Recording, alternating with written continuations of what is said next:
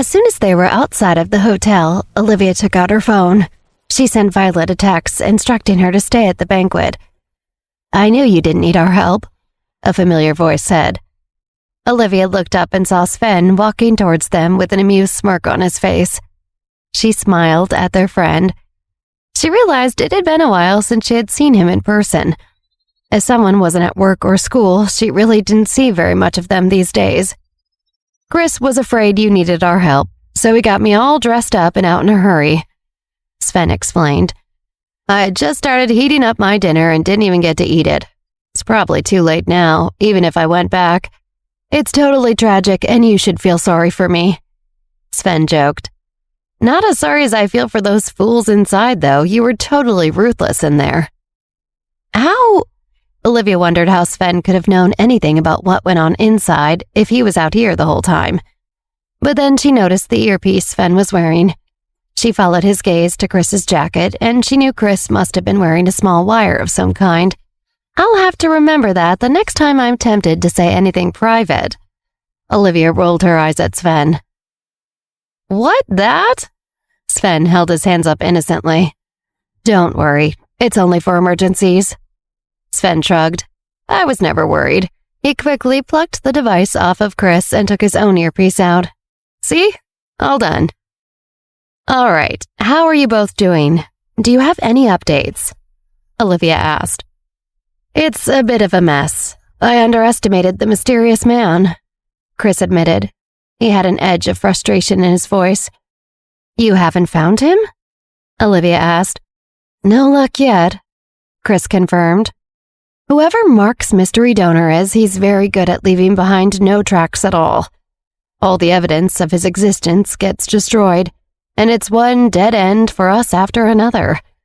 Even the person he was using to communicate with Mark was found dead." "Dead or murdered?" Olivia asked wearily. "Exactly. Along with all of his pets at the home." Sven shook his head.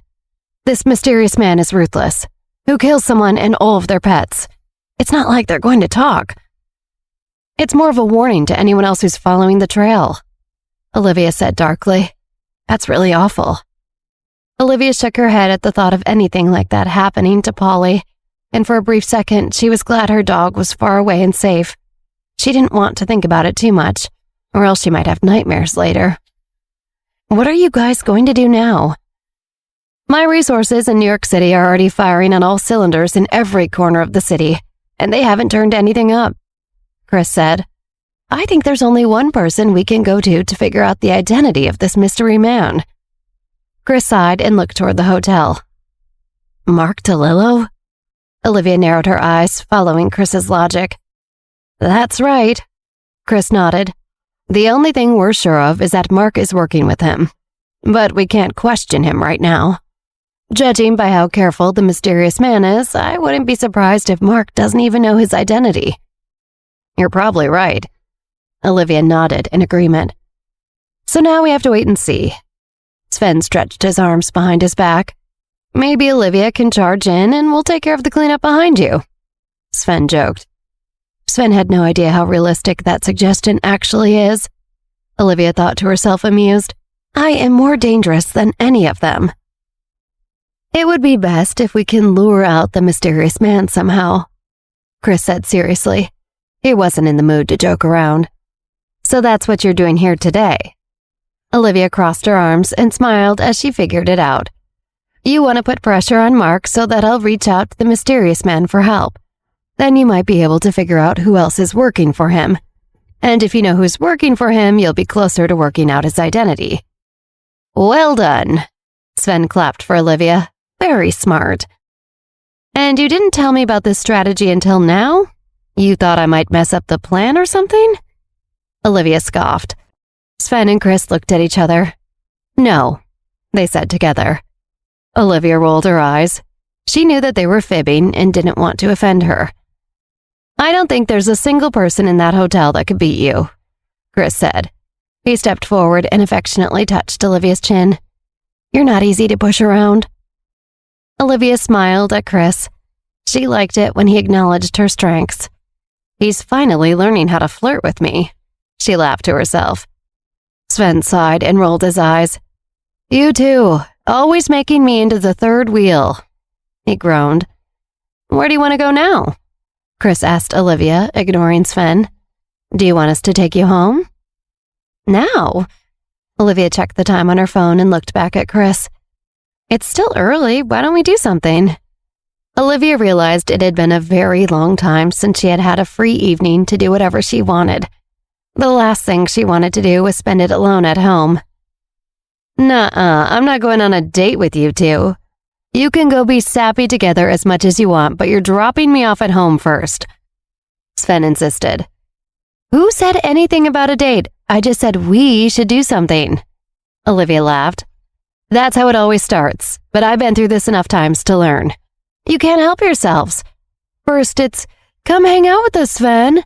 And then it's goo-goo eyes and flirting all night long like I'm not even there. No thanks. I have a date at home with my unfinished dinner. Sven huffed. Fine, fine. Olivia laughed. As they followed Sven to the car, Olivia slipped her hand into Chris's. After they dropped off Sven, Olivia and Chris drove alone. She noticed Chris had a faint smile on his face. Why are you so happy? Olivia turned to look directly at Chris from the passenger seat. I haven't been alone with you on a date for a long time, so I'm very happy about it now. Chris said matter-of-factly. Olivia smiled. It's true, we've all been very busy. We don't get to see each other that often in general, much less for a real date. She acknowledged.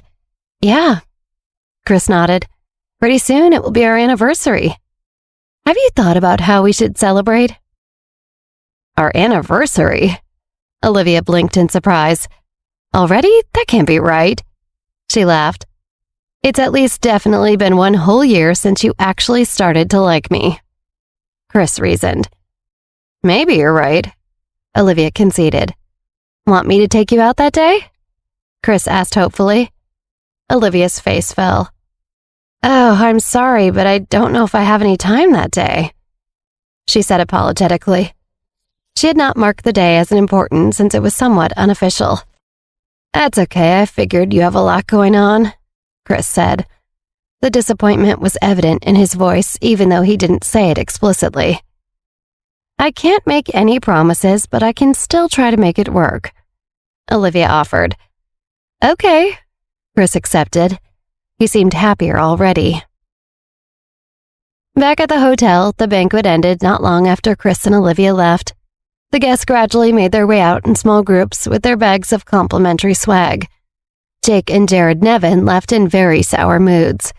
It had not been a good night for either of them. As most of the guests began to leave, Mark DeLillo slipped away to the bathroom. He made sure he was alone and then took out his phone and dialed. He waited several rings until he heard the other end pick up. Hello? He said, unsure if he had successfully connected. Well, how did it go? A low, hoarse voice asked on the other end of the line. Olivia rejected the position of president. Now the president of the New York City Chamber of Commerce is Jake Nevin from the Nevin family. He's at least on our side, Mark said encouragingly. He hoped that leading with a positive piece of information in his report would help. Instead, the person on the other end of the phone coldly snorted and interrupted Mark. Of course, Olivia rejected the position of president. The voice snarled. Apparently, she's much smarter than she looks, and smarter than you give her credit for. She knew that the presidency of the New York City Chamber of Commerce was a ticking time bomb. You cannot afford to underestimate her again. Mark gripped his phone to his ear nervously. What do you mean the presidency is a ticking time bomb? He asked, confused. That's not of your concern at the moment. You have more pressing things to worry about. What else happened tonight? The mysterious man barked through the phone. Chris Jones was here tonight, Mark continued. He showed off his support for Olivia. Oh? The mysterious man said in surprise. Chris Jones made an appearance. Yes, he did. Mark thought it best not to include the details of how Olivia had humiliated him. Instead, he relayed the highlights of Olivia's conflict with Jake Nevin and finished the story when Chris Jones arrived and threw his support behind Olivia. "This Jake Nevin is really brainless, isn't he?" The mysterious man scoffed disapprovingly. "He's a dead-end, disowned heir waiting to happen in that family. What do you think of Jared Nevin, his younger brother?" The mysterious man asked thoughtfully. "What do you mean?" Mark's heart skipped a beat upon hearing the mysterious man's words about Jake. Mark had already spent a fortune just trying to recruit Jake. Did I waste all of that money on Jake Nevin for nothing? He wondered angrily. "What does it sound like I mean? What do you think of Jared as an alternative to his idiot brother Jake?" The mysterious man asked impatiently. "Jared is a smart guy. He's known as something of a genius around New York, actually. He's been studying abroad and just got back not too long ago," Mark explained. He paused thoughtfully for a moment, then added, "When Jake provoked Olivia, Jared tried to stop him. Jake ignored him, but Jared definitely seemed like the wiser one." "Jared Nevin sounds like he might be more useful then." The mysterious man thought for a moment, then continued, "Find a way to win him over." Mark sighed and frowned. "Must we?" "What's the problem?" The mysterious man asked pointedly. "I had a similar idea already. I wanted to rope Jared Nevin in like you're saying. I offered to give him the job of vice president with 10% of the shares, but he turned me down. He was firmly not interested," Mark explained. The mysterious man cursed angrily, but took a breath and stopped himself. Jared is a talented young man. So why would he be willing to just stay sidelined forever? You offered him the vice president position, but he would still have to report to you as your subordinate, you idiot. The mysterious man nearly began to curse again, but he regained control of his temper. Mark frowned as he thought it over. Jared is nothing in the Nevin family. He has no say in anything. I've always thought highly of him, and I think he'd make a great right-hand man. But not if he doesn't respect me. Mark, Jared Nevin has the most potential to be very useful. We must win him over. The mysterious man urged. Kill Jake Nevin if you have to. Then the Wright brother will be the living heir. I shouldn't have to explain this to you. Mark stayed silent. He was still a little stunned by the mysterious man's suggestion that he should murder Jake Nevin. He paused before hesitantly agreeing. Okay. Is there anything else to report? The mysterious man asked. Chris Jones expressed his support for Olivia at the banquet. I'm worried, Mark said with a frown. The mysterious man cut Mark off again. You don't have to worry about that. I've already asked someone to assist you. She will contact you in the next 2 days. Okay, Mark answered, encouraged for the first time during the call. He was relieved that the mysterious man seemed to think several steps ahead. How is he so prepared? Mark wondered. Is there anything else? The mysterious man asked in a tired, impatient voice. He found talking to stupid men such as Mark DeLillo exhausting. The world would be better off for the rest of us if all the idiots in the world just died.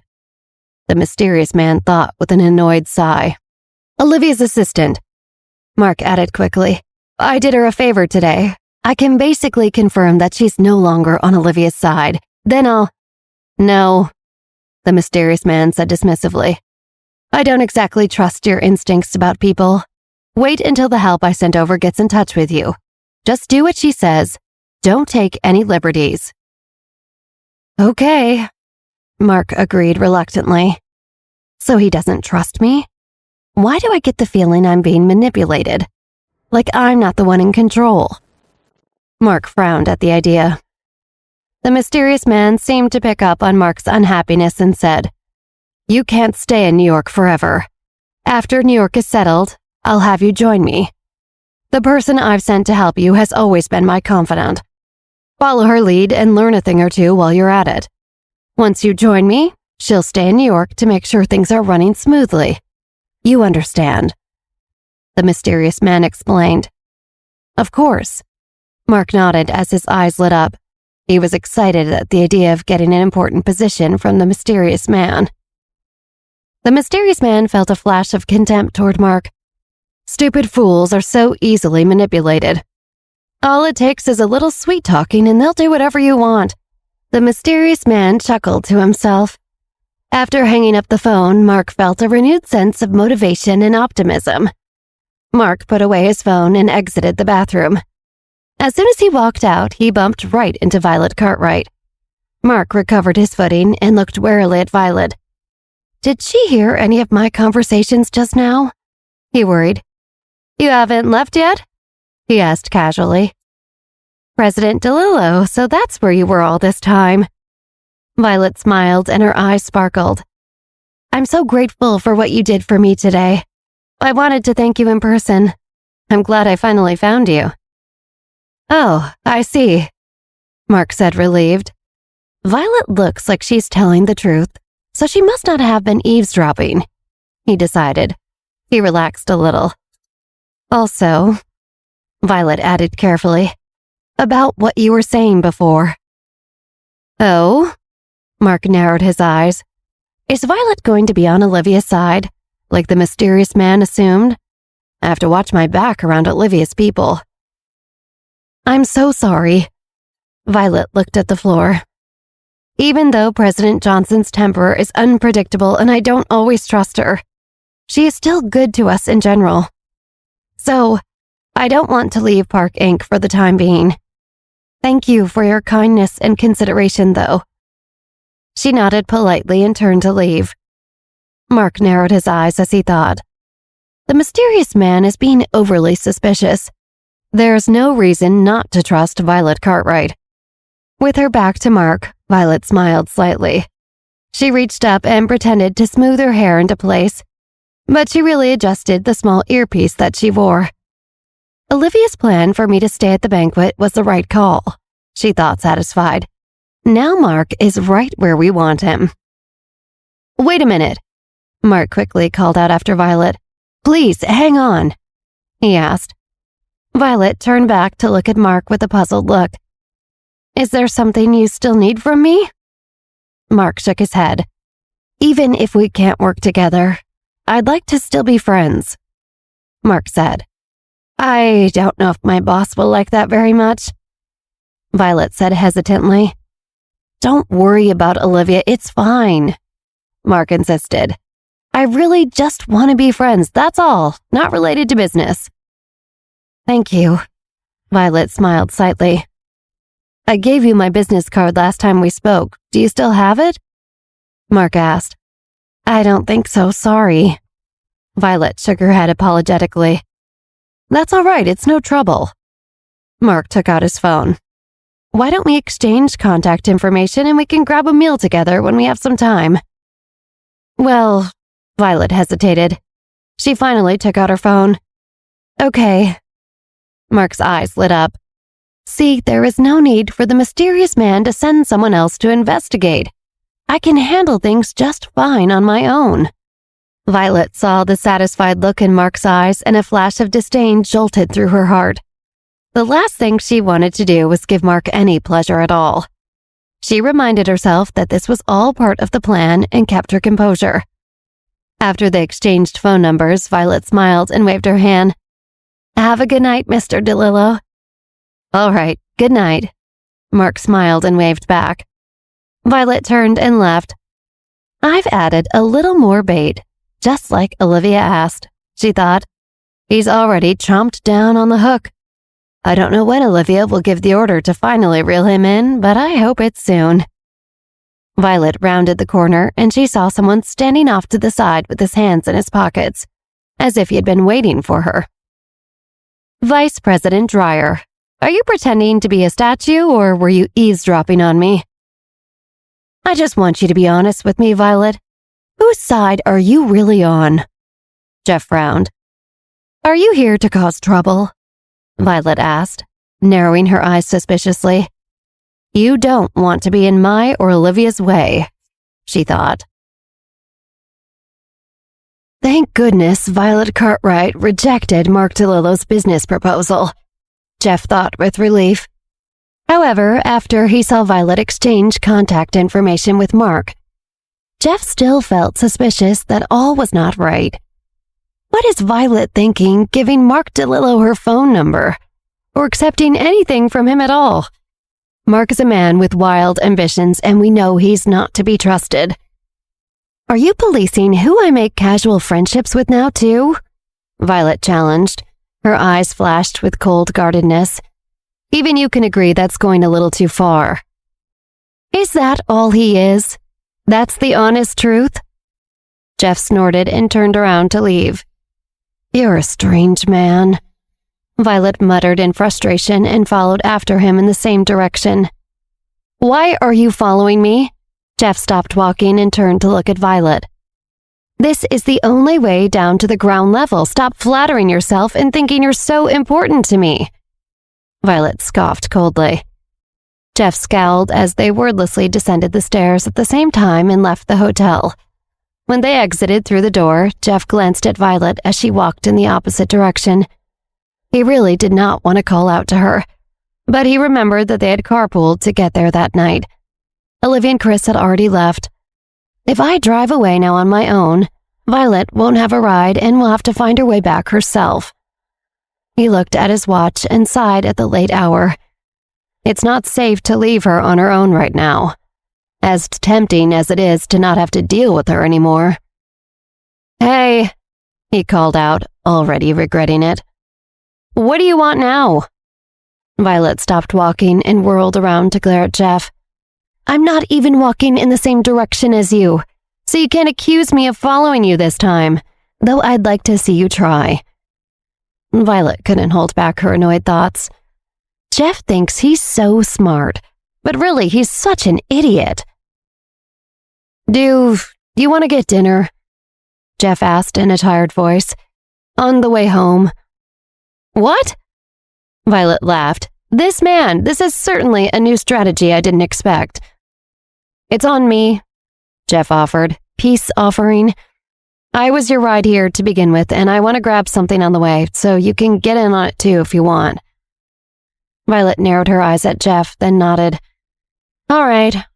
She caught up with Jeff and got into the car. Meanwhile, Mark watched through the window from upstairs in the hotel. He frowned at the scene before him.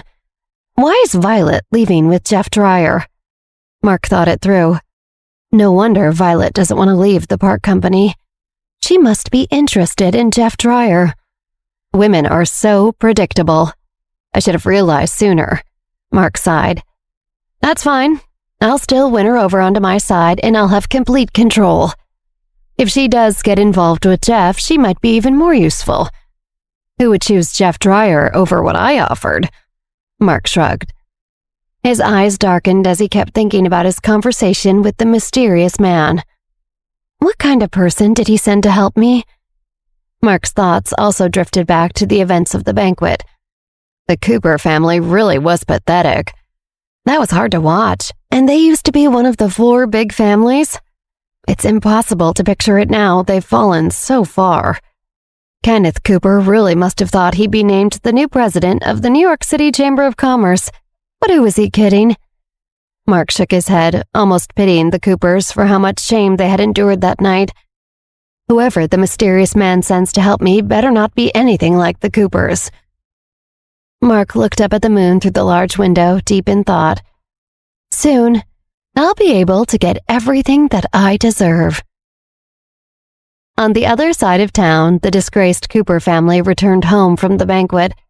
They were all dejected and about ready to burst after holding their tongues all night. They remembered when the Cooper family was in its glory days and how everyone would rush to get in some FaceTime with them. Now they were in dire straits, and no one could wait to kick them while they were down. Humans are terrible that way. No loyalty at all. Kenneth Cooper thought bitterly. It's disgusting to see it up close. I told you that we shouldn't have attended that banquet, Brett Cooper blurted. He could no longer hold his angry feelings in. This is what happens when you're the laughingstock of the entire city. That's enough, Ryan Cooper barked at his younger brother. Brett doesn't understand what he's talking about. He's just making things worse. What right do you have to tell me what I can and can't say? Brett stood up angrily. If it wasn't for you and your inability to keep it in your pants around your own daughter-in-law at Dad's birthday party, we wouldn't be in this mess. You're still bringing that up? Ryan's wife, Nisha, snapped. If it wasn't for the good-for-nothing girls who drugged me, maybe things wouldn't be so bad. If you and Alice had nothing to do with each other, you wouldn't have been drugged. Brett snorted. How dare you? Ryan gritted his teeth. No matter what I've done, I'm still much better than your two daughters. This is your and Alice's fault. Brett snorted. That is old news, Ryan yelled. Alice is divorced now and her whole family moved out of the country. It's over and done. What more is there to say? Are you all done arguing yet? Kenneth Cooper snapped. His eyes were filled with contempt. If it wasn't for these disappointing children of mine, all of my efforts in life wouldn't have been destroyed so thoroughly. Did they think it was easy to unite the Johnson family and defeat the Park family so we could become one of the 4 major families? And just like that, all of it is ruined by their scandals. And at my birthday celebration, no less. Has there ever been such a disgraceful family? Kenneth's eyes suddenly grew wide and he clapped his hand to his chest. My heart! He cried out in pain and his breathing became ragged. Dad? What's wrong? Ryan asked.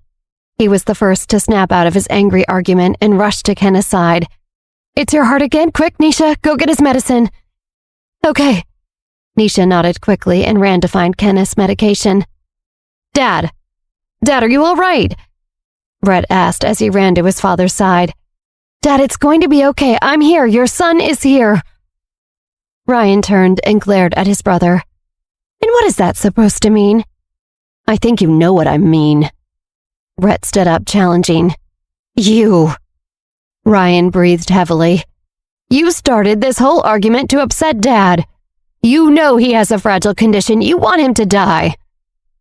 How dare you say that? You just want more inheritance from Dad. Brett snorted.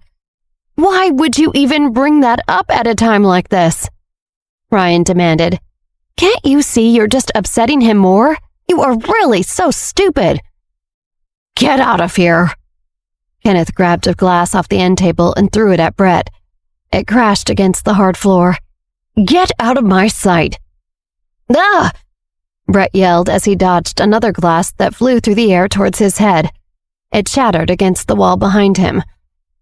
Dad, here, take your medication. Nisha urged as she ran back into the room and handed Kenneth some pills with a glass of water. Kenneth swallowed the medication and breathed in gulps of air. After a few moments, Kenneth's face became normal and he slowly relaxed. He breathed a long, heavy sigh. This... Kenneth panted and his hand trembled as he pointed at Brett. You are a disgrace. Dad, I'm sorry. Brett pleaded and fell to his knees. I'm sorry, I was just arguing with my brother. I didn't mean for it to affect you so much. Get out of here, Kenneth bellowed. Wait, listen to me, I really didn't mean it. Brett begged. Brett understood that even though the Cooper family was in shambles, it was still all he had. His father still held all the purse strings, or at least what was left of them. He couldn't afford to be cast out, even from a sinking ship. He's right, Dad. Brett didn't mean it. Brett's wife, Erica, desperately chimed in. She understood how dependent she and her husband were on the Cooper family as well. It was important that they smooth things over. Brett would never upset you and jeopardize your health on purpose. Wouldn't he? Nisha asked skeptically. Well. A clear female voice cut through the chaos. It's so nice to be home. Everyone in the Cooper family immediately turned to look in the direction from which the female voice came. It was none other than Beatrix Cooper standing at the front door. Nisha Cooper was the first to react at the sight of Beatrix. As soon as she saw Beatrix, Nisha stood up and pointed at her, scolding her. You actually decided to come back, you witch? You don't sound very happy about it. Why are you so disappointed? Beatrix asked, the corner of her mouth twitching into a scowl as she looked around the room. I see this place hasn't changed much since I left with Melanie. Beatrix Cooper, you've been gone for so long. Where did you go all this time? Brett asked as he also rose to his feet. Do you know how much trouble you all caused us by essentially throwing a grenade and leaving us to deal with the fallout? That's interesting. Beatrix smiled innocently. I have no idea what trouble you're all referring to. What drama did I cause exactly? You have a lot of nerve playing dumb like that. Why don't you just look around you? Take a good look at the state of our family and dare to deny that it's your fault. Ryan Cooper gritted his teeth angrily.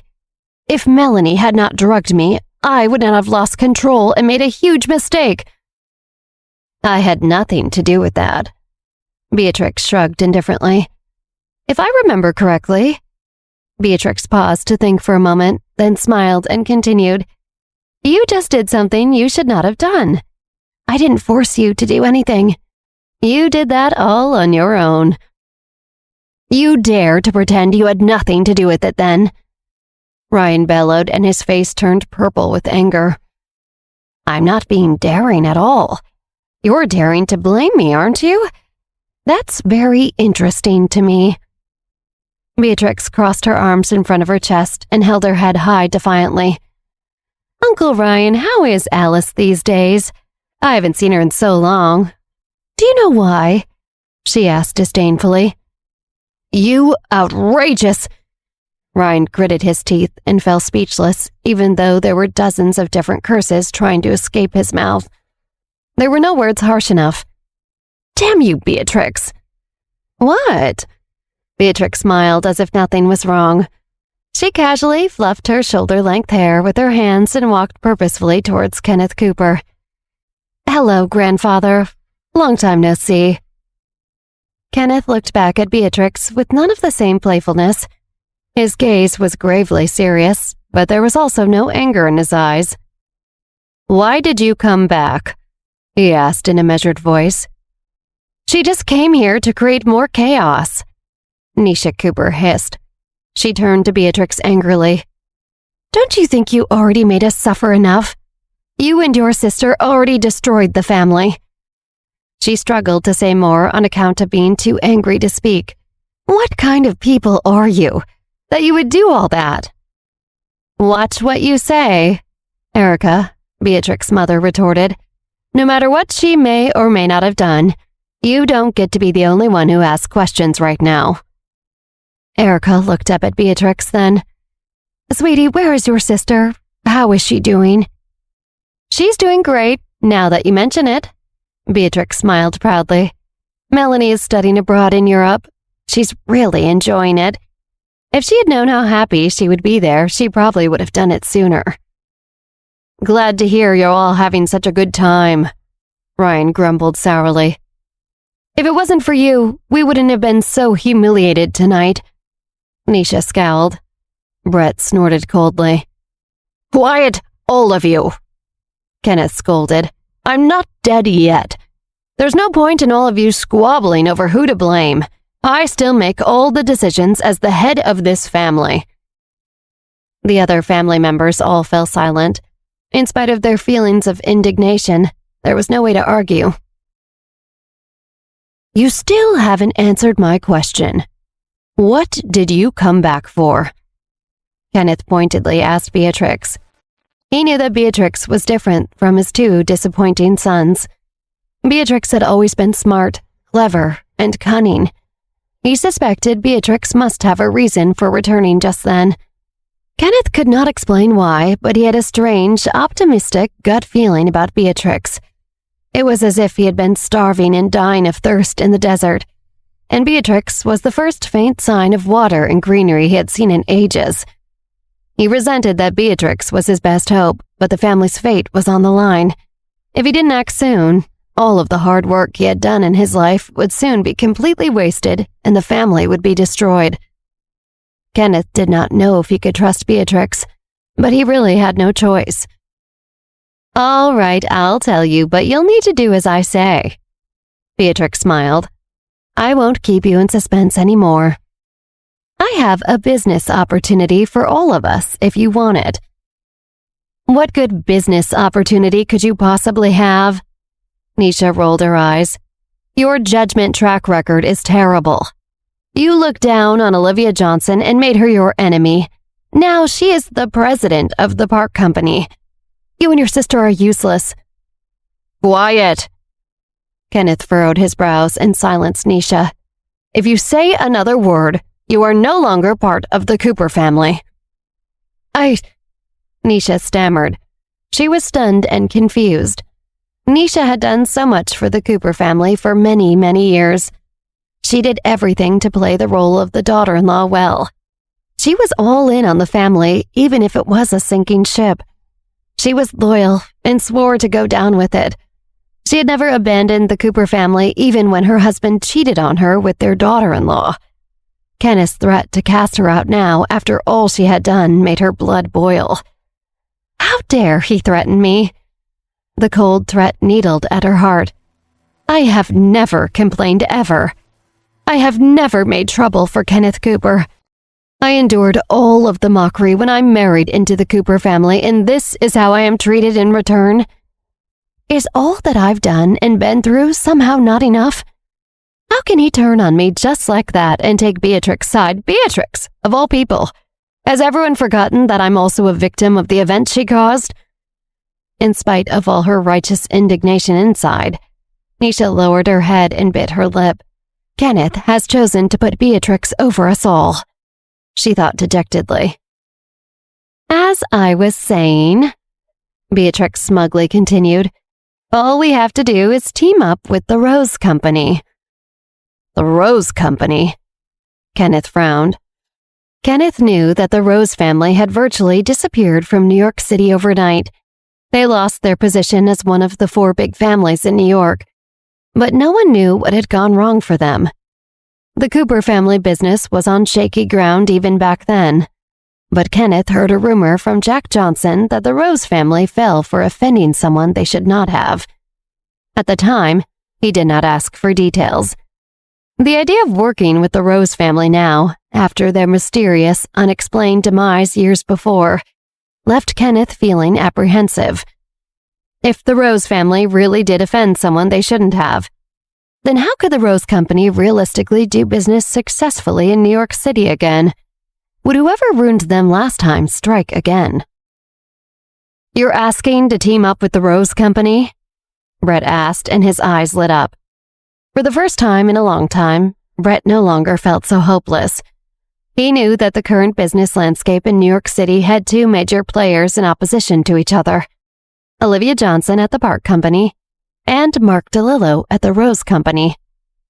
If we can take the Rose Company's side this time, the Cooper family can make a comeback and return to its former glory days, Brett thought excitedly. And this is a real offer on the table, not just some hypothetical or a trick? Ryan asked Beatrix suspiciously. He had no good reason not to trust Beatrix, and he wasn't about to start now. Ryan recalled how Mark DeLillo had not been friendly toward them at all at the banquet earlier. He certainly didn't seem like he was interested in an alliance with us, Ryan thought. I wouldn't put it past you to make something like this up just to scheme your way back into the family's good graces. Ryan scoffed coldly. Well, I'll leave it to you to decide. I've told you everything I know. I really think this is our big chance, but it's up to Grandpa to decide if we should make an alliance with the Rose family or not, Beatrix said as she looked Kenneth in the eye. She smiled slightly and added, Besides, do you all really have any other choice?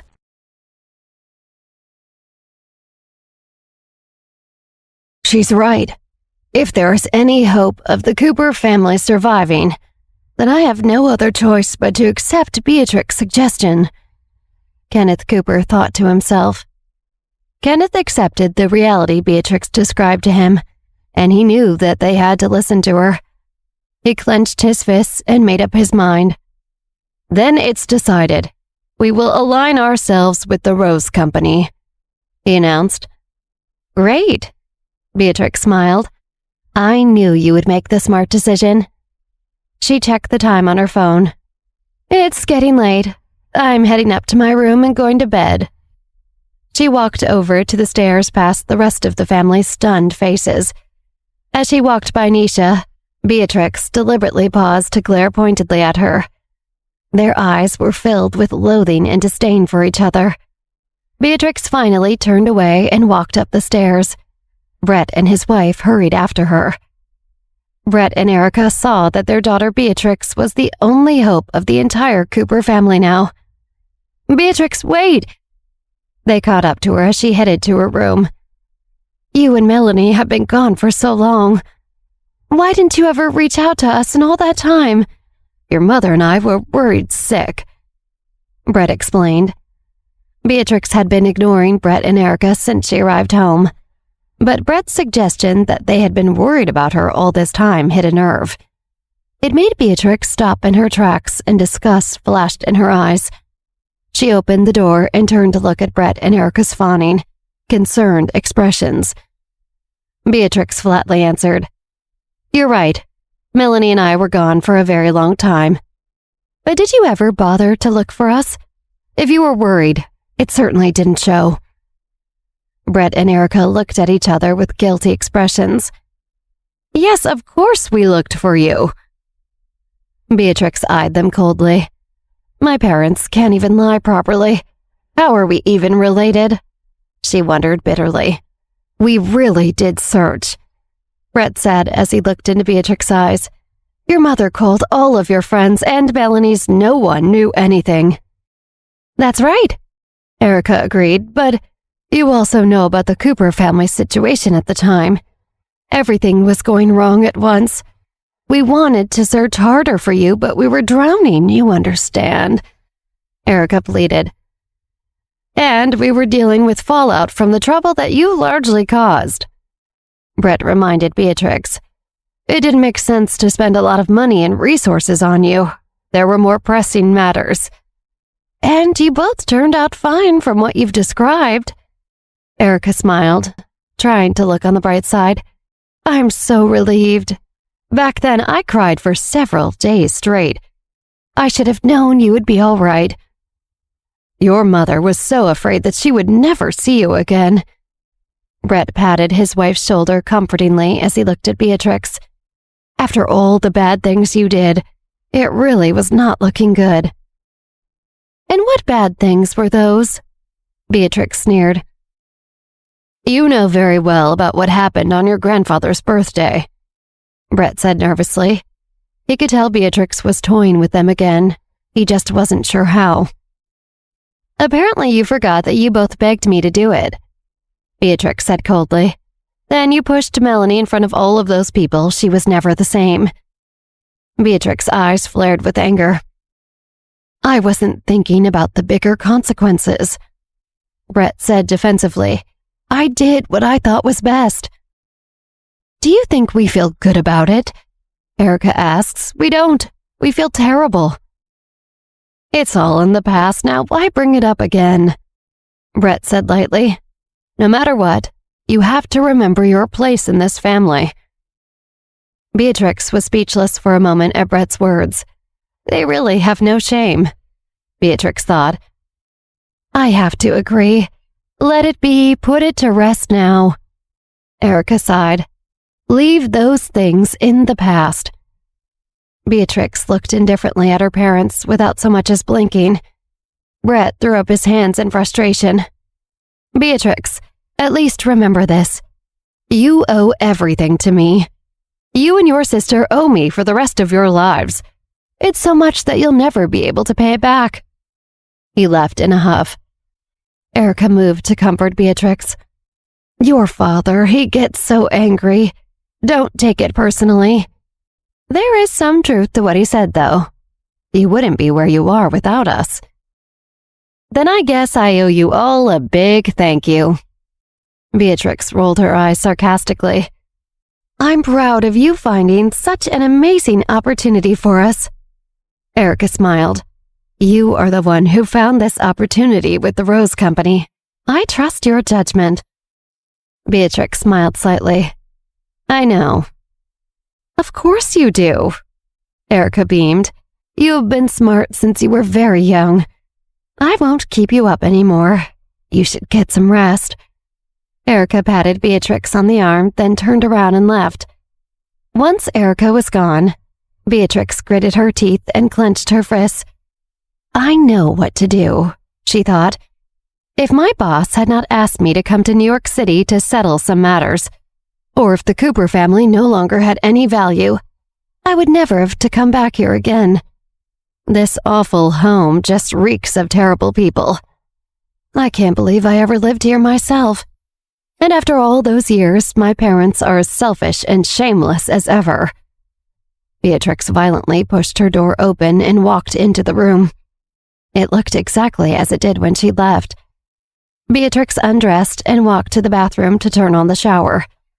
Beatrix washed her body as she was trying to erase every trace of the Coopers. She scrubbed at the spot where Erica had patted her arm. "All of the Coopers disgust me," she thought angrily as she scrubbed harder. "This better be worth it." Meanwhile, the Nevin family had their own meeting. "You seem in very high spirits," Grandfather Nevin commented as his grandson Jake poured himself another drink. "I am, Grandfather. I have great news. You could say the banquet went really well." Jake grinned. Jared stood not far behind and rolled his eyes. His brother's foolish celebration only made him cringe. "I already tried to stop him," Jared thought, "but he didn't want to listen to me.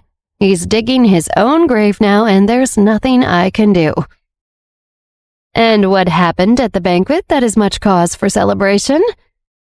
Grandfather Nevin asked. "The president of the New York City Chamber of Commerce announced that he was stepping down, and the board of directors appointed a new president," Jake explained. Jared shook his head at his brother's embarrassing pride. "Anyway, I was appointed as the new president of the New York City Chamber of Commerce. You're looking at him right now." Jake beamed. He didn't mention the part where Olivia Johnson turned down the position. "They all chose me for my outstanding character, and everyone thought I was the best person for the job." Jared was both appalled by his brother's recharacterization of the events at the banquet, and at the same time not surprised. Of course, Jake leaves out the detail that Olivia turned down the job first. Jared thought, he's going to act like this is an honor instead of a colossal mistake. Grandfather Nevin's heart skipped a beat when he heard Jake say that he was president of the New York City Chamber of Commerce. He immediately turned to Jared, eyes wide. "Is it true?" Grandfather Nevin asked Jared. "He's not joking or exaggerating?" Jared couldn't bear to look his grandfather in the eye, and he kept his eyes on the floor. "I wish that he was making it up, but it's true." Jared sighed. "That's right. I won," Jake said smugly and poured himself another drink. He kept chuckling to himself and did not notice that no one else in the room was celebrating with him. Jake continued drinking, toasting himself, and Grandfather Nevin's expression grew darker and darker. Jared could hardly stand to remain in the room. It was so awkward. This is the brother I'm supposed to stand behind for the rest of my life. Just because he was born a year earlier than me, he is the one who makes all of the decisions. He's barely even started, and already he's creating a giant mess that we'll have to clean up for him. I will have to clean up for him. He has no idea how foolish he is. Grandfather knows it. Everyone knows it. And yet there's nothing any of us can do. Jake is the one in charge, and he's going to ruin us all. The downward spiral has already begun, and I have to go down with him whether I want to or not. After a while, Jake finally noticed no one was cheering with him. "What's the matter? I did something good. Why aren't you happy?" Jake asked. He saw the angry look on his grandfather's face, and Jake's face fell as he slowly realized something is very wrong. "You idiot! This is beyond foolish even for you!" Grandfather Nevin shouted and slapped the table so hard it echoed throughout the cavernous room. He stood up in a huff, turned away, and marched up the stairs without saying another word. "Grandfather, Jake stammered and trailed off. He was completely stunned by his grandfather's reaction. "What is going on?" he wondered. "I'm the president of the New York City Chamber of Commerce. Isn't that a good thing?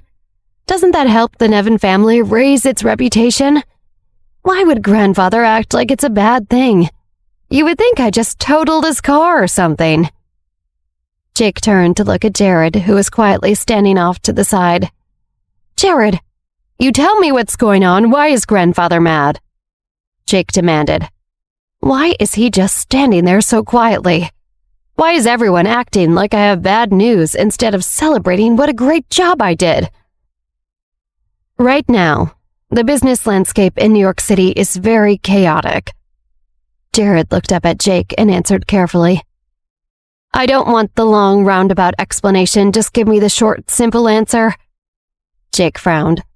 The longer he looked at Jared, the more annoyed he felt toward him. Jared only studied some business courses abroad for a few years. Why does that give him license to act like such a know-it-all? I really don't know what everyone who says he's a genius is thinking. Why do they think Jared is better than me? The New York City business landscape is chaotic, Jared patiently repeated himself, which means the position of the president of the New York City Chamber of Commerce is going to be just as chaotic and risky. Jared looked into Jake's eyes with a serious glance, willing his brother to understand. If you're not extremely careful, you and the entire Nevin family could lose everything. "Shut up, Jared. Stop trying to scare me," Jake shouted in disbelief. "He's just jealous that I climbed higher than him up the ladder. I got an important title. There's no way that could be a bad thing," Jake thought to himself. Right now, Olivia Johnson and Mark DeLillo are fighting for the top spot in the big business battle. Jared explained, straining to keep his voice measured and calm in spite of his anger and frustration. If you want to take Mark DeLillo's side, then being president of the New York City Chamber of Commerce prohibits that plan. The president has to treat everyone equally. If you became the president and favor Mark DeLillo, then the entire world will turn against you. Your only other alternative is to give up your alliance with Mark and serve as the president impartially.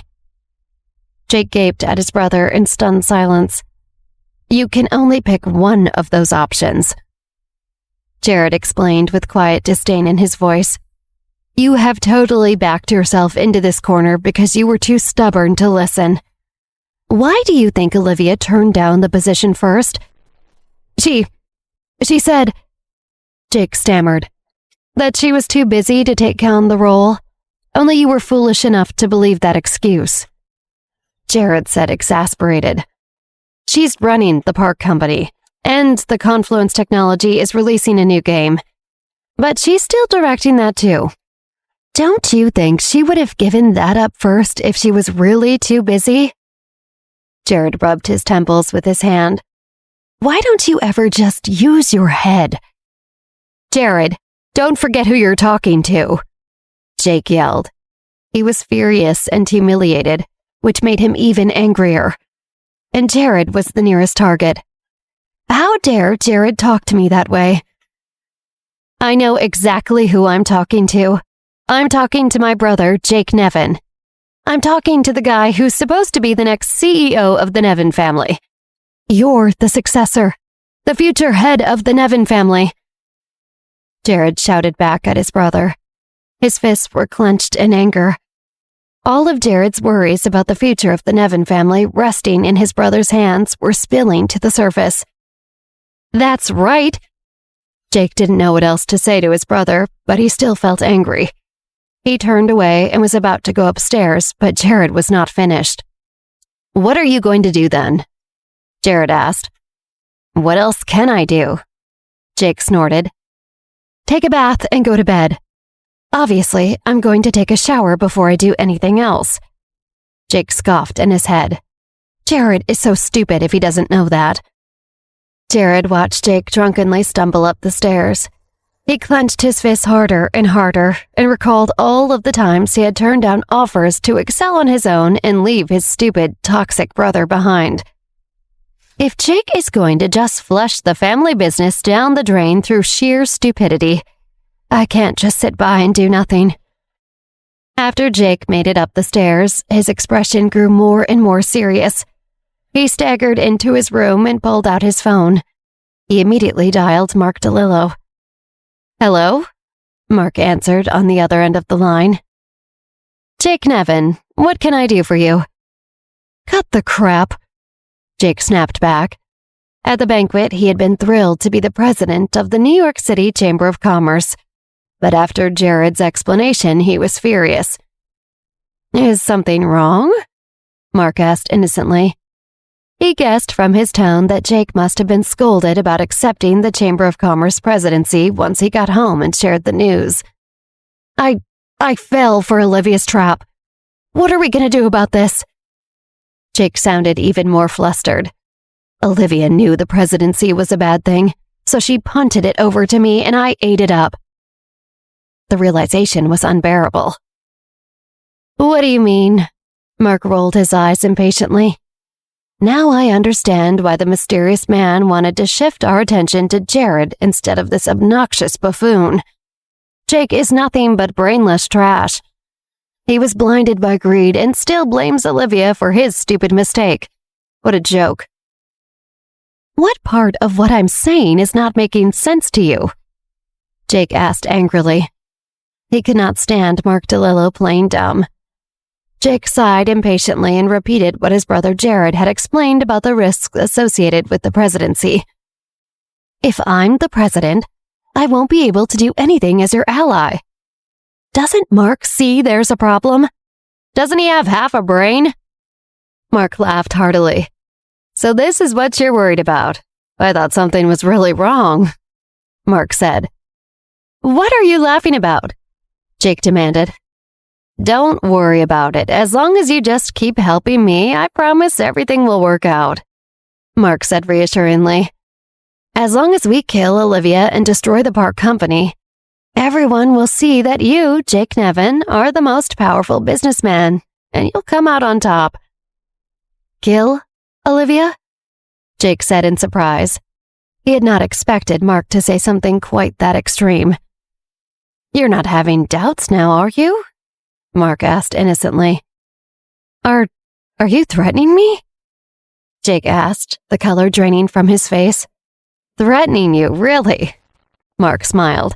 "I'm just laying out the pros and cons for you. The train has already left the station and it's too late to get off now.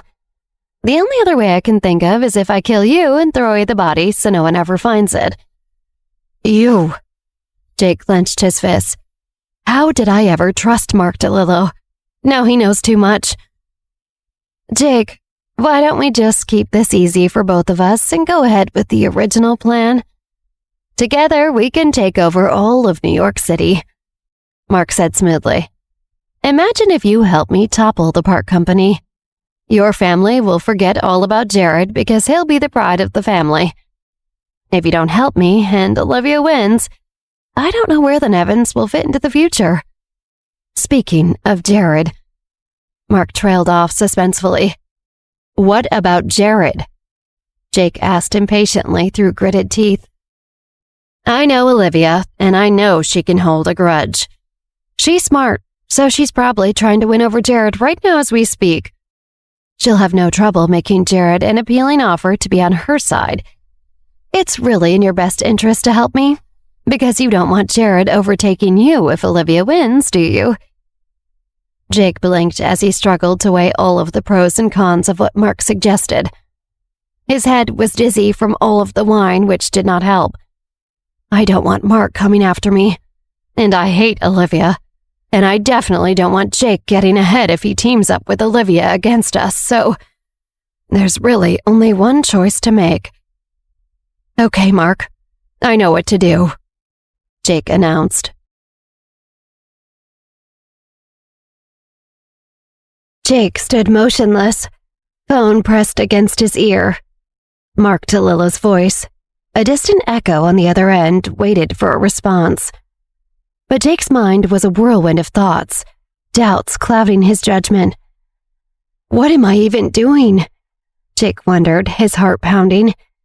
Am I capable of making the right decision here? He recalled the look of utter disappointment and anger on his grandfather's face when he announced his new title.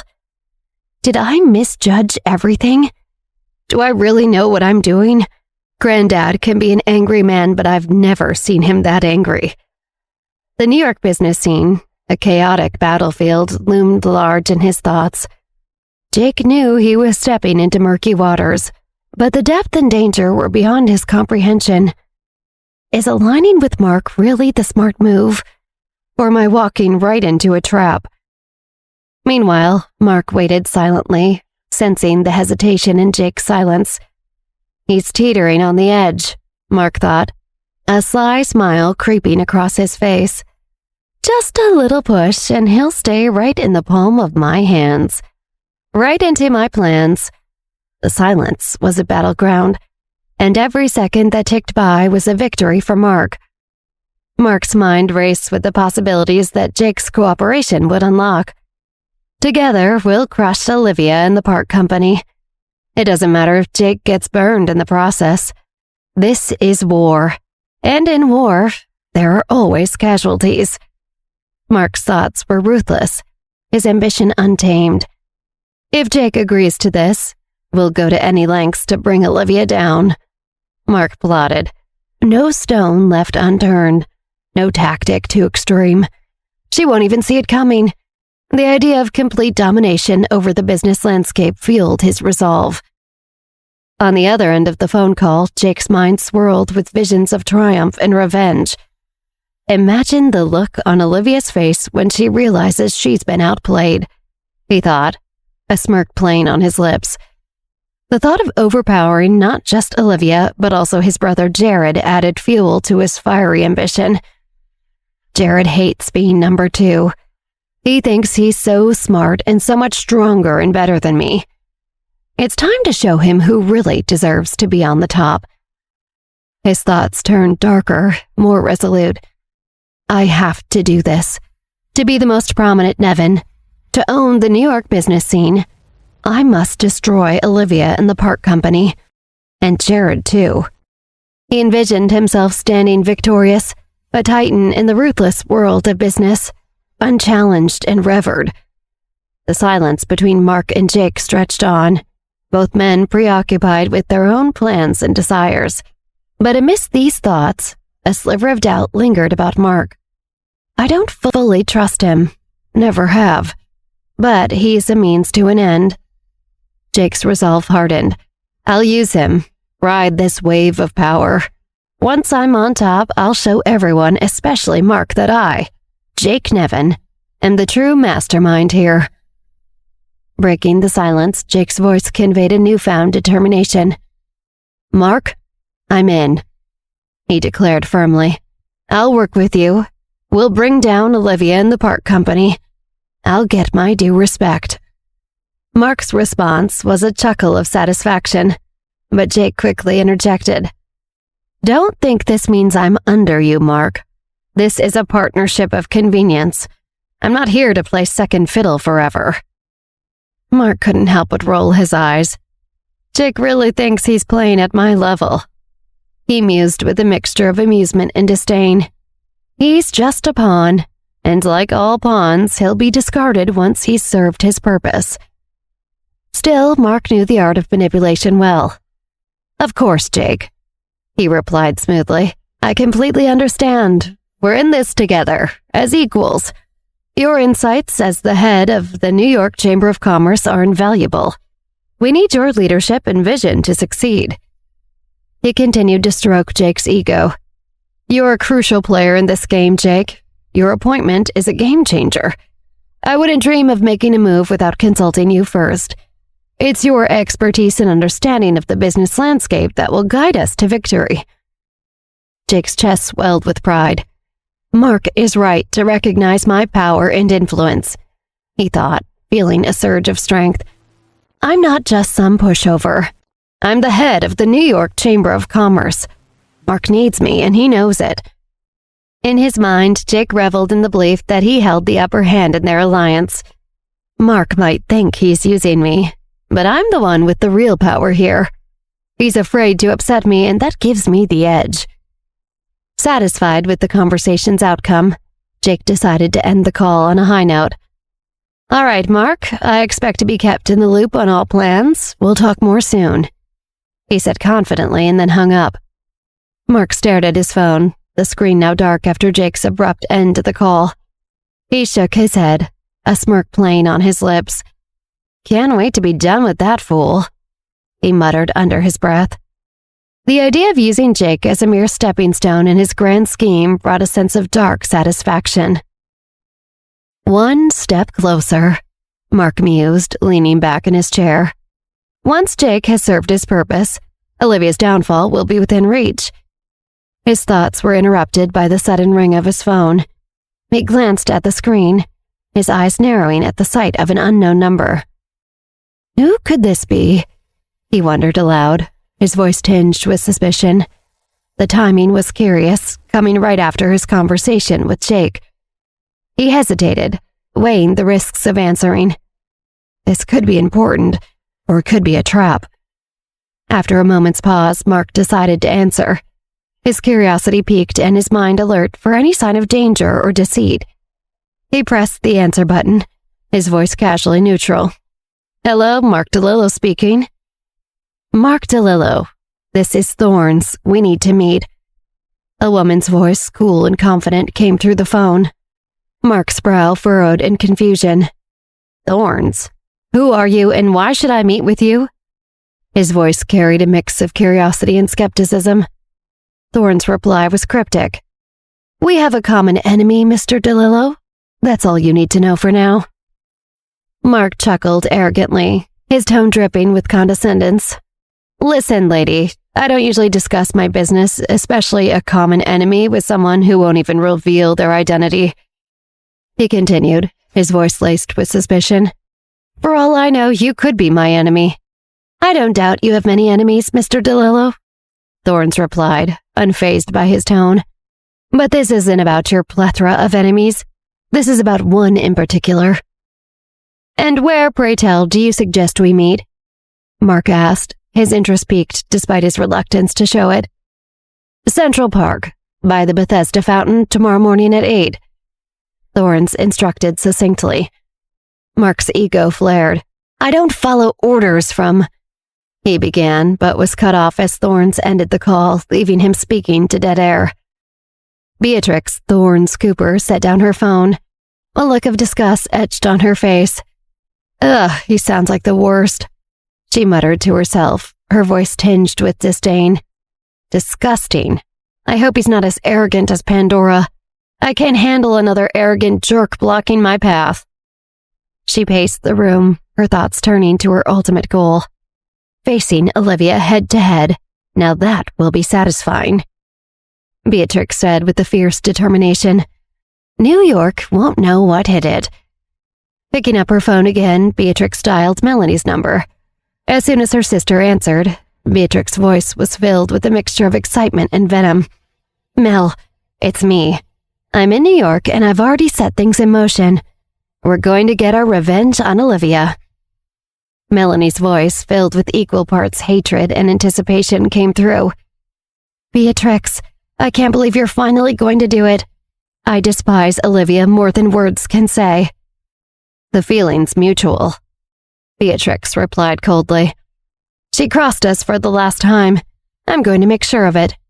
Their conversation was a cascade of shared loathing and plotting. When I return to Europe, Melanie, it will be done. Olivia will have paid for everything. This time, our revenge will be complete. Beatrix ended the call with a sense of purpose. Her plan was in motion and nothing could stop her from settling the score with Olivia. Across town, Chris and Olivia walked down the dimly lit streets of New York City, each enjoying an ice cream cone under the soft glow of streetlights. As Olivia took a bite of her ice cream, Chris watched her with a playful glint in his eyes. You know, the way you eat ice cream should be considered an art form. Chris flirted, his tone light and teasing. Olivia rolled her eyes at his comment and playfully nudged him with her elbow.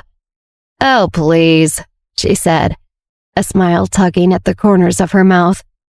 She opened her mouth to retort with a flirty comment of her own, but suddenly a chill ran down her spine. Her smile faded as she involuntarily shivered, feeling an inexplicable sense of dread. "Chris," Olivia said, her voice tinged with unease, "I just felt something dark and cold, like an evil wish against me." Chris, still in a lighthearted mood, dismissed her concern with a chuckle. "Come on, Olivia, it's probably just the breeze. The city's full of weird vibes." Just then, he noticed a small ice cream stain on Olivia's lips. Grinning, he leaned in, intending to kiss the stain away playfully. "Let me help you with that," he said, moving closer. Caught off guard and still jolted from her earlier sensation, Olivia's instincts kicked in. She lightly kicked Chris, causing him to yelp in surprise and pain. "Olivia!" Chris exclaimed. "What was that for?" Chris stood there, a look of mock shock on his face, rubbing his leg where Olivia had kicked him. "I can't believe you just kicked me," he said, feigning hurt. Olivia's eyes widened, a mixture of surprise and amusement dancing in them. "I'm so sorry, Chris," she apologized, trying to suppress a giggle. "I didn't mean to. It was just a reflex." "Why would your reflex be to kick me?" Chris asked, a playful smirk forming on his lips. Olivia's worried expression softened when she saw that Chris was joking. Chris maintained his exaggerated look of shock, rubbing his leg theatrically. "Olivia, I'm wounded. How will I ever recover from such an attack?" he said, his voice dripping with a playful melodrama. Olivia laughed, shaking her head. "Oh, please, you'll survive, but I am sorry. I didn't mean to kick so hard," she admitted, her tone light and teasing. He leaned closer, lowering his voice to a teasing whisper. "Maybe to make it up, you should give my injury a little kiss," he suggested cheekily. Olivia rolled her eyes, a smirk emerging despite her attempts to stay annoyed. "In your dreams, Chris. I'm not kissing your boo-boo." Chris wiggled his eyebrows comically. "Oh, come on, it's the least you can do. I'm wounded here, deeply wounded." Olivia let out a laugh despite herself. "You're impossible, you know that? And for the record, your deep wounds seem to be healing pretty quickly." "But now, how will I be able to continue our romantic stroll? My leg, it's... Chris paused, then grinned. "It's in dire need of some TLC." Olivia smirked, playing along. "TLC, huh? I think you'll live. Maybe I'll let you have the last bite of my ice cream as a peace offering." Chris's eyes brightened. "The last bite? That's sacred. But what I really had in mind was a kiss to make it all better," he said, wiggling his eyebrows. "A kiss? On your leg?" Olivia feigned shock, her voice rising in mock horror. "In the middle of New York City? What will people think?" "They think, wow, that guy is so lucky," Chris replied with a laugh. Olivia chuckled. "Or they think that girl's crazy. No kiss for you. But you're still getting the last bite of my ice cream, so count your blessings." Chris pouted playfully. "You drive a hard bargain, Olivia, but I accept your generous ice cream offering. I guess it's almost as good as a kiss." "Almost," Olivia agreed, her eyes twinkling with humor, but not quite. As they continued walking, Chris nudged her gently. "You know, if you change your mind about that kiss, I won't complain." Olivia shook her head, laughing. "Keep dreaming, Chris." Chris leaned in closer, his voice dropping to a tender murmur. "You know, you're all I dream about," he confessed, his eyes locked with Olivia's. Olivia's cheeks flushed in a soft pink, a reaction that didn't go unnoticed by Chris.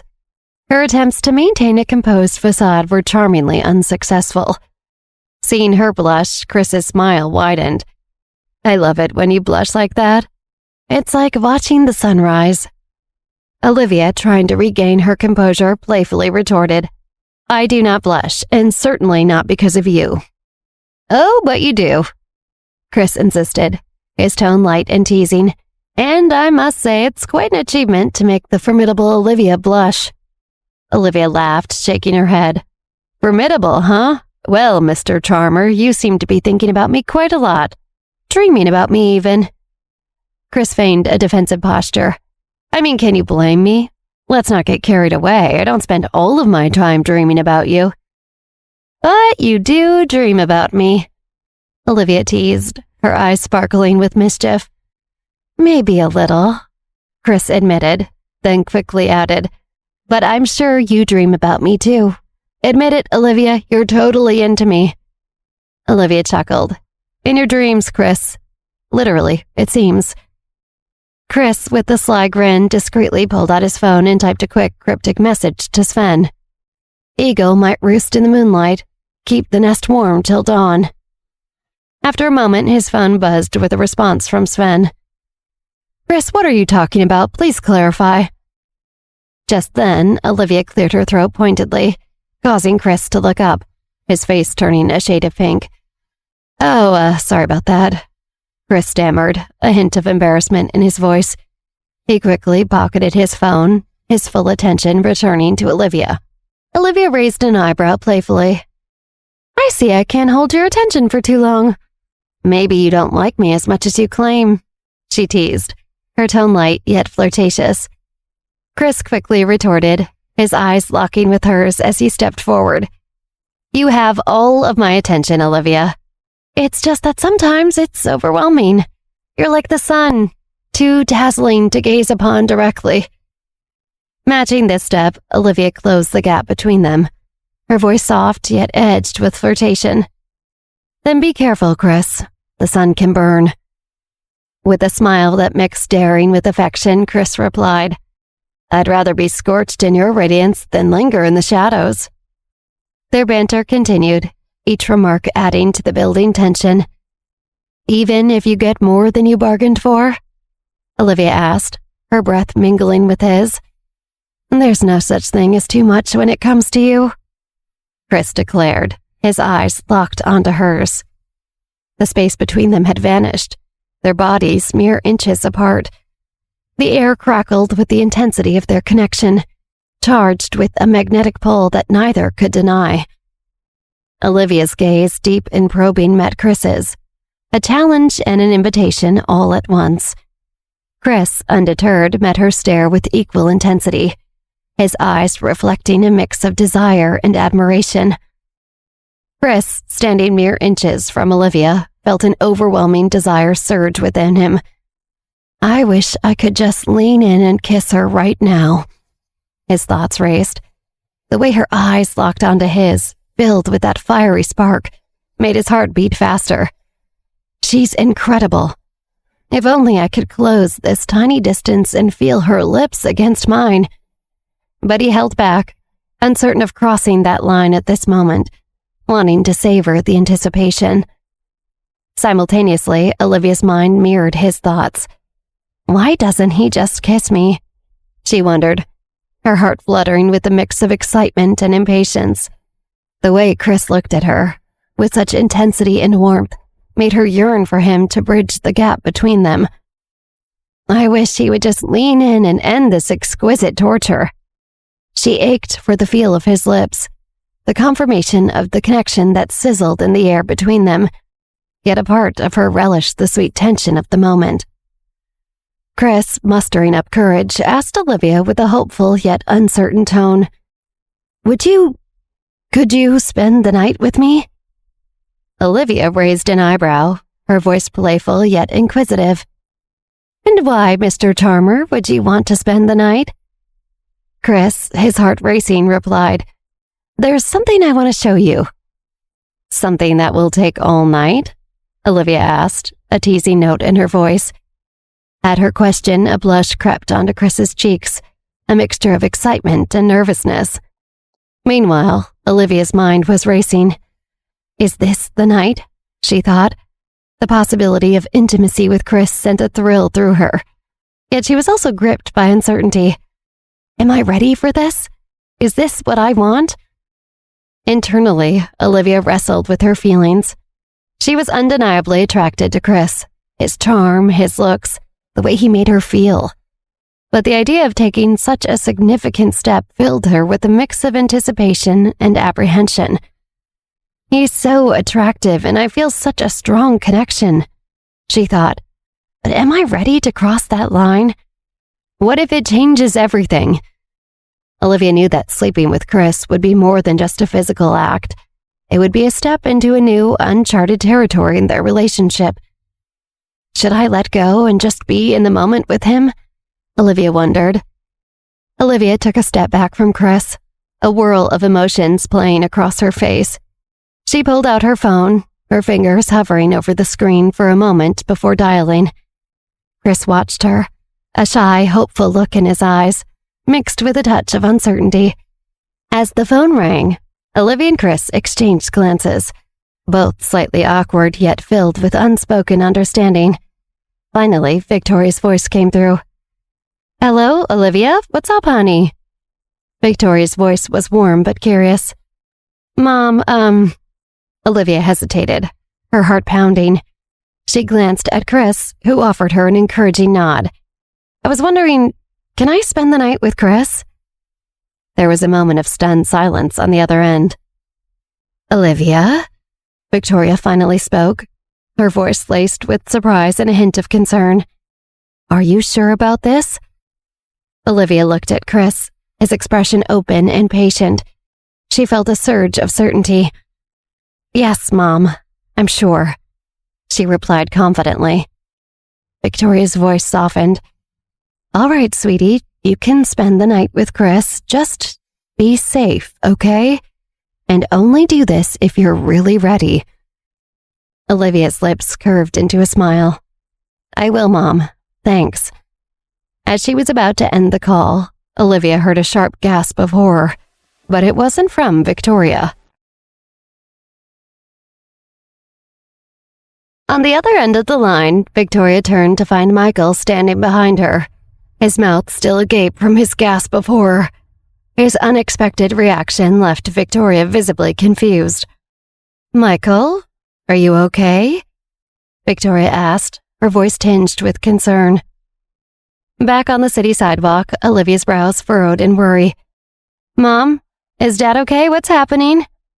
Her voice was laced with anxiety, the previous moment's tenderness quickly shifting to concern. Chris, noticing the sudden change in Olivia's demeanor, leaned in closer. "Olivia, is everything okay?"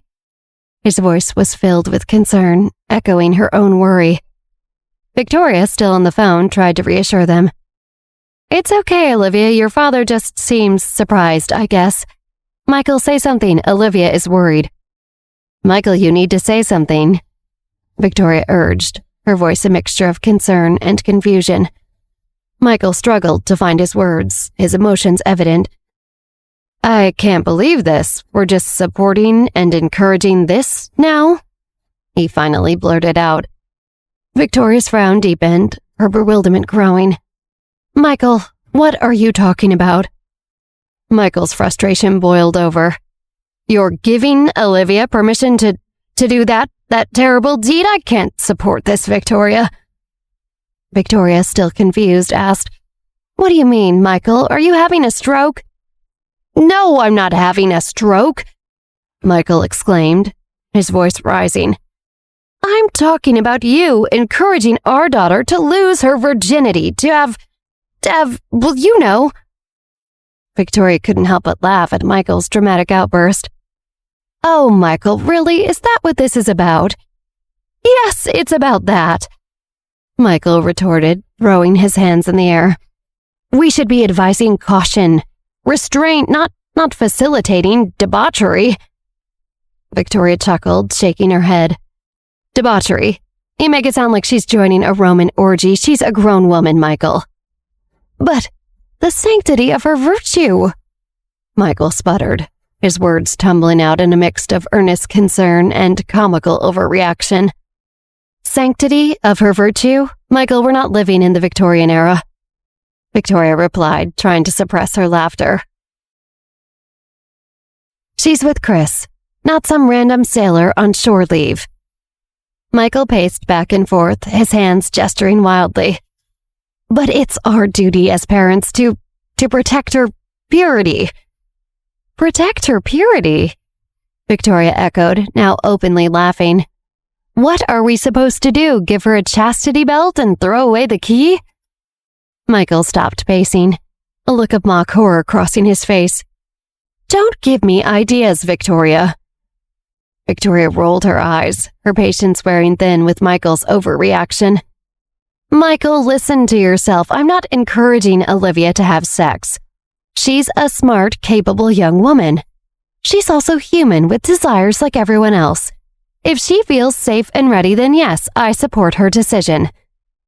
Michael was adamant in his response. It doesn't matter how smart and capable she is, Victoria. Desire can make anyone make a wrong decision. And it's absolutely the wrong decision for my sweet daughter, Olivia, to have you know what. Victoria tried to reason with him. Michael, can you even say the word? Sex. It's natural. And whether you like it or not, Olivia will have sex one day. It's good if she feels she can tell us about it. Michael dramatically covered his ears. I don't want to hear that. My little girl doesn't need to do the deed. She should stay a virgin forever. Forever, Michael. Really? Victoria countered, her voice laced with sarcasm. You can't honestly expect her to remain a virgin for the rest of her life. Michael, still covering his ears, was unyielding. Yes, forever. She's pure and innocent. Why ruin a good thing? She doesn't need to explore those kinds of things. Olivia listened to her parents' argument, a growing sense of mortification washing over her. With each passing word, her embarrassment intensified, wishing she could somehow disappear. Chris, noticing the change in Olivia's demeanor, looked at her with deep concern. He watched as the color drained from her face, her expression a mix of shock and dismay. Meanwhile, Victoria's voice came through the phone again. I just want Olivia to understand what pleasure is and how to receive it. Olivia, unable to bear it any longer, cut her off mid-sentence. Mom, Dad, stop. I'm not going to have sex with Chris. He just wants to show me something. That's all. Michael's voice escalated into a dramatic yell. That's what they all say. It's the oldest trick in the book. No, Olivia, no. Meanwhile, Olivia, hearing her father's outburst, hurried to interject. Mom, Dad, you don't have to worry. Really, nothing's gonna happen between me and Chris. We're just... Victoria, always the voice of reason, tried to calm the situation. Olivia, sweetheart, it's okay, you're an adult. And whatever you decide to do, I trust your judgment. You don't need to explain or justify anything to us. Olivia, now thoroughly embarrassed and eager to end the call, spoke quickly. Thanks, Mom. I really appreciate it, but I should go now. We'll talk later, okay? Bye. She ended the call, her face burning with embarrassment. Olivia felt a deep flush of red spread across her cheeks and neck, the heat of her mortification almost palpable. Hesitating, she didn't dare to look back at Chris immediately. The whole conversation with her parents had been so unexpected and awkward. She took a moment, trying to compose herself, taking deep breaths to calm the rush of emotions. Finally, with a tentative turn, she faced Chris, her eyes shyly meeting his. The embarrassment was still evident on her face, a clear indication of the uncomfortable conversation she'd just had. Chris couldn't help it, despite his best efforts. A laugh bubbled up within him as he looked at Olivia's mortified expression. He tried to fight it back, but the smirk slowly slid across his face, growing into uncontrollable chuckles. Olivia, already red with embarrassment, turned an even deeper shade of crimson as she watched Chris break out into loud, uncontrollable laughter. She stood there, feeling both annoyed and embarrassed, as Chris bent over in laughter, holding his stomach. That's it, Olivia declared, her voice tinged with frustration and embarrassment. I've suffered enough for one night. I'm going home. Chris, trying to compose himself, reached out and gently grasped Olivia's wrist. Olivia, wait, he said between chuckles. Please don't go home because of this. Olivia, still feeling the weight of the awkward conversation with her parents, replied, "Chris, after that call, I just can't. How can I get through a night after talking about that with my parents?" Chris, his laughter subsiding, looked at her with understanding and a hint of affection. "Olivia, I get it, it's awkward, but don't let it ruin our night. We can just hang out, no pressure, just be together." Chris, seeing an opportunity to lighten the mood, flashed a charming grin. "Trust me, Olivia, I always have ways to make you forget about that conversation."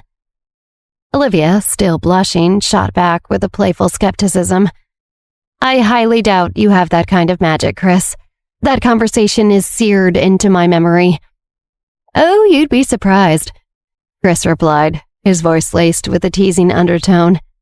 "I have a few tricks up my sleeve that might just amaze you." Olivia felt her cheeks warm even more at his implication, her embarrassment mixing with a burgeoning curiosity. Chris, seizing the moment, began to playfully tease her about the phone call. "So your dad thinks you're going to embark on a Roman escapade, huh?" Olivia laughed despite herself, the tension easing. "Oh, stop it. He's just being a dad. Overprotective and a little dramatic." Chris continued, his tone light and teasing. "And your mom, she's quite the modern thinker. I guess the apple doesn't fall far from the tree." Olivia playfully punched his arm. "You're enjoying this way too much. Maybe I should just go home. Or better yet, go anywhere where I won't have to deal with you or my parents." Chris caught her hand gently. "But then you'd miss all the fun, and I promise the night can still be memorable for all the right reasons." "Come on," Chris said with a mysterious smile. "I want to take you somewhere special." Leading the way, he walked to his car and opened the door for Olivia with a gentlemanly flair. As she settled into the passenger seat, Olivia couldn't help but ask, "Where are we going, Chris?" "It's a surprise," he replied with a wink, igniting a sense of anticipation. Once they were both in the car, Chris started to drive. As they moved through the city streets, Olivia and Chris would sneak quick glances at each other, their eyes meeting in a brief flirty exchange. "You should keep your eyes on the road, not on me," Olivia teased, a playful smile on her lips. Chris chuckled.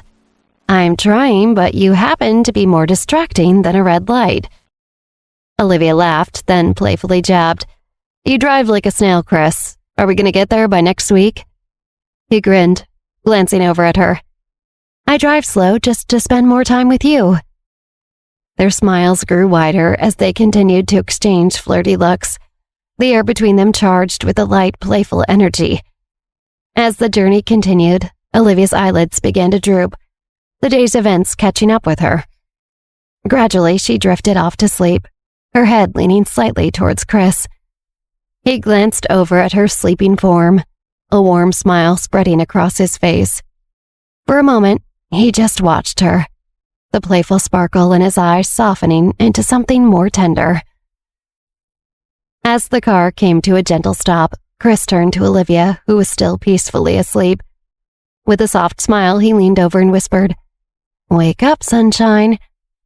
Olivia's eyes fluttered open, and she looked around groggily, her gaze settling on a small airport. "Why are we at an airport?" she asked, confusion lacing her voice. Chris's smile widened. "It's part of the surprise," he replied, his eyes twinkling with excitement. Olivia, still shaking off the remnants of sleep, muttered with a hint of apprehension and curiosity, "What have I gotten myself into?"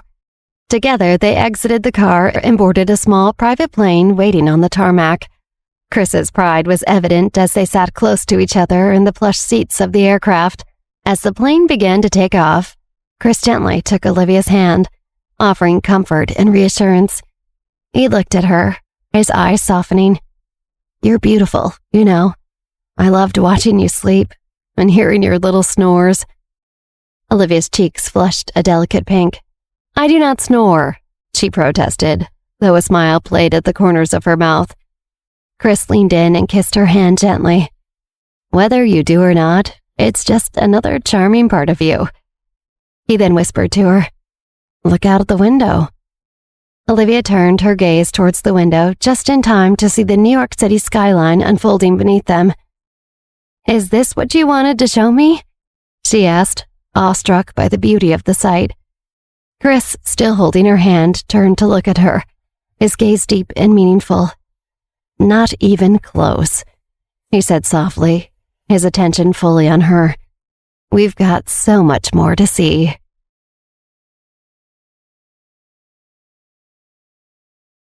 "New York is pretty incredible, though," Chris said wistfully.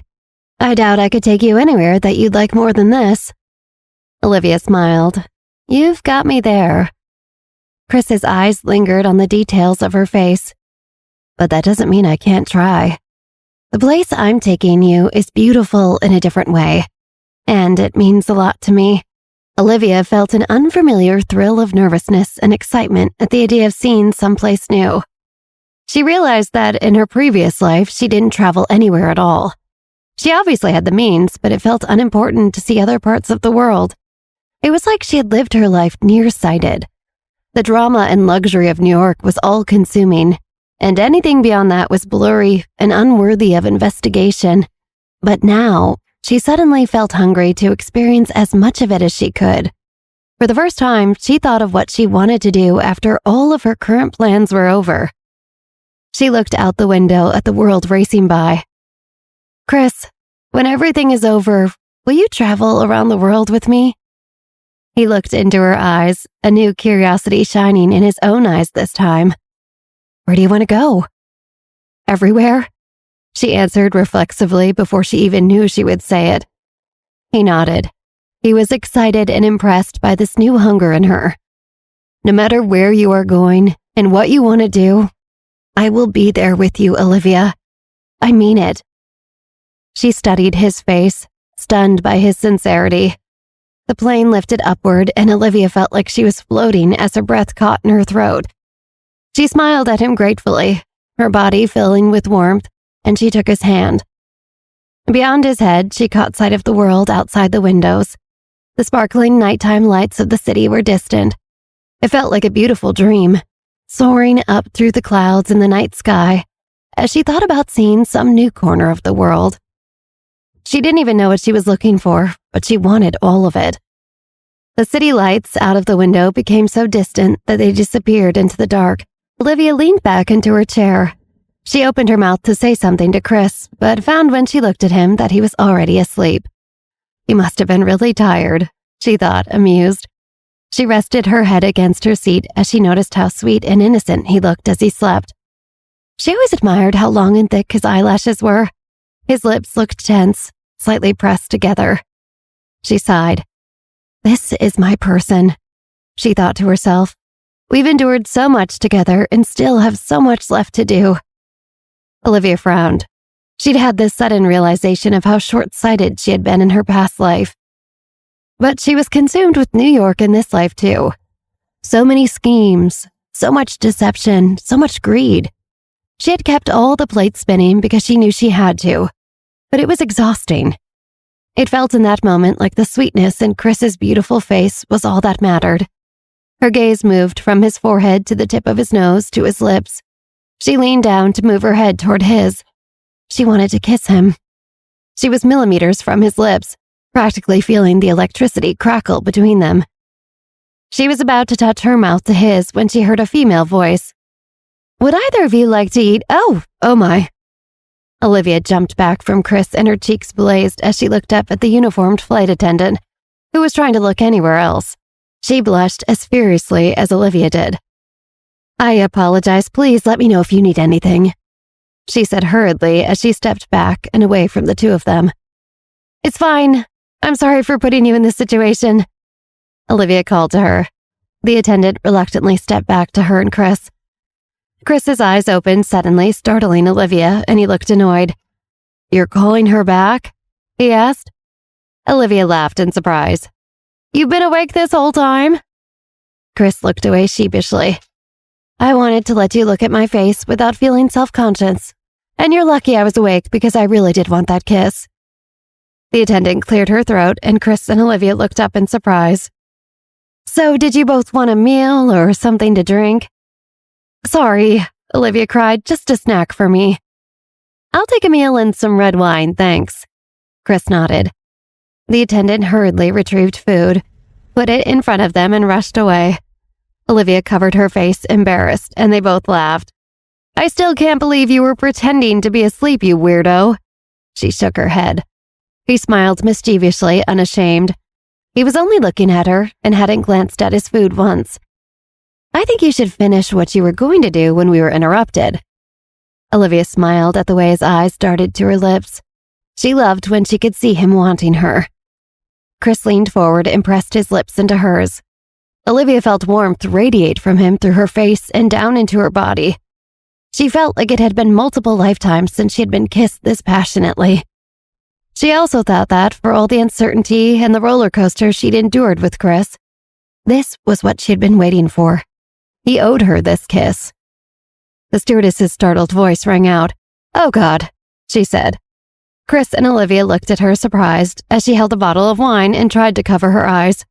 She was so nervous that she walked a few steps away from them, remembered the bottle of wine in her hand, and returned.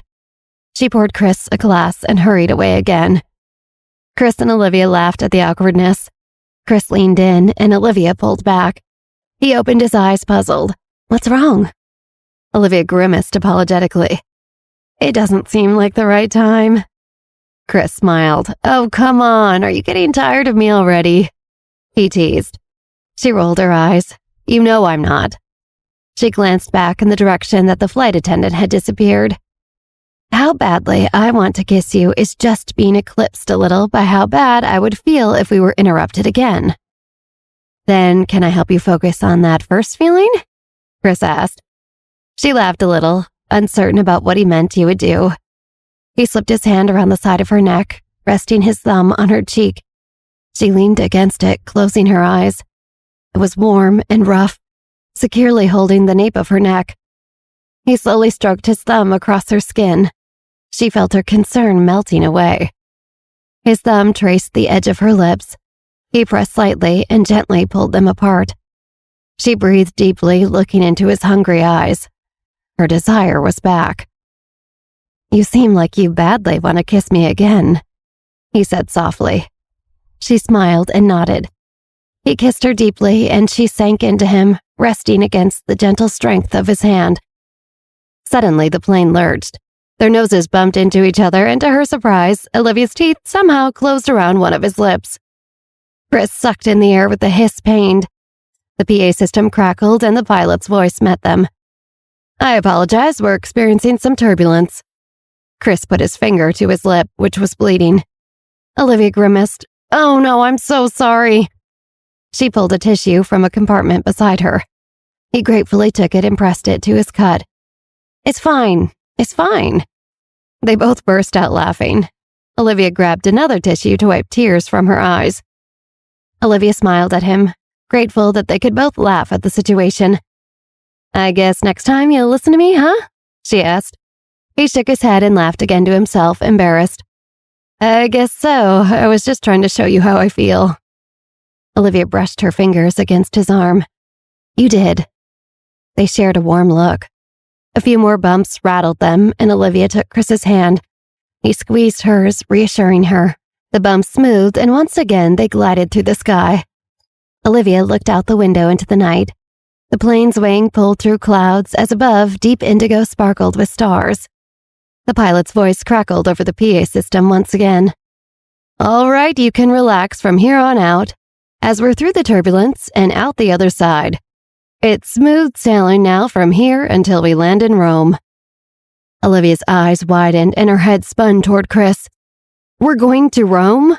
She asked in wonder. We're going to Rome, he replied with a smile.